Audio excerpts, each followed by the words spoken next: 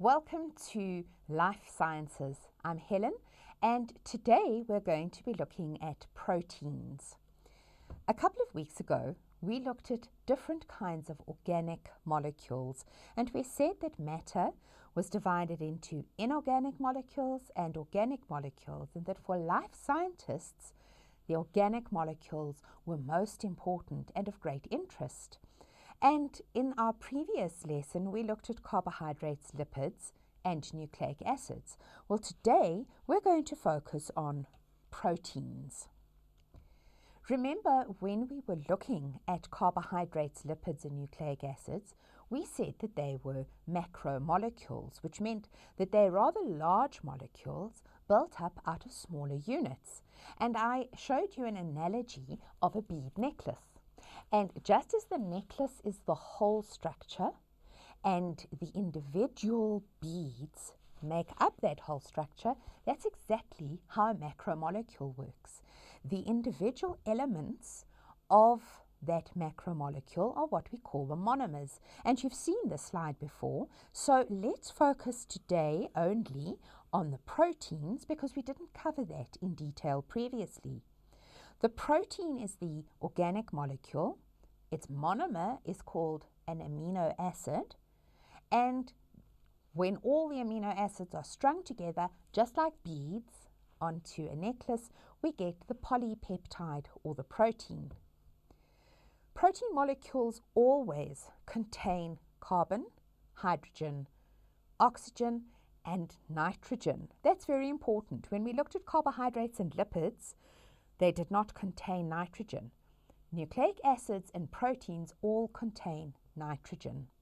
Some proteins also contain atoms of sulfur and phosphorus. If you've ever burnt your hair and it has that characteristic sulfurous smell, we know that the hair protein, keratin, has got sulfur in it. Now, there are 20 different kinds of amino acids. So it would be like I was trying to build a necklace out of 20 different beads. We've got 20 different kinds of amino acid, but just like in my bead necklace, I can use the same kind of bead more than once. That's how we develop very, very long protein molecules. Just like in a word, you can use the same letter of the alphabet more than once. In exactly the same way, in a protein, you're going to use some of the amino acids more than once. The monomers make up are the amino acids, and here I've just shown them as various different arbitrary geometrical shapes. That's not what the amino acids look like, but to show you what we mean, those different monomers are strung together, joined together by peptide bonds to make the polymer, which is the protein. And it's important that you realize that, for example, this top one that starts off with a circle and then a diamond shape, rectangle, and a square would make a different protein to this one. Even though they've got the same amino acids in them, the order of amino acids is different. In a word, I think I gave you this last time. We can write the word words, and we can write the word sword, and we're using the same letters, but we end up with two words that mean completely different things. And that is exactly how it works with the amino acids that are strung together to make the protein. Proteins have many different functions in our bodies. First of all, we get the very basic structural proteins that actually build your body. All of your muscles are made out of a protein called myosin, which is a very important protein because it's a protein that enables you to move. And structural proteins are the ones that build your body. So your muscles, your hair, your fingernails. If you were a sheep, it would be your wool. If you were a duck, it would be your feathers. All of those are structural or building proteins. Another group of proteins that is extremely important is enzymes. Enzymes are the types of proteins that control metabolic reactions, and we're going to talk a lot more about enzymes a little later today.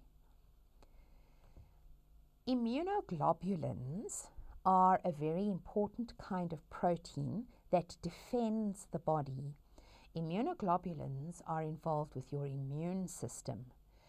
These proteins are proteins that are going to recognize invaders in your body, and they're going to be able to instruct white blood cells to eat up the invading particles, whether they are viruses or bacteria.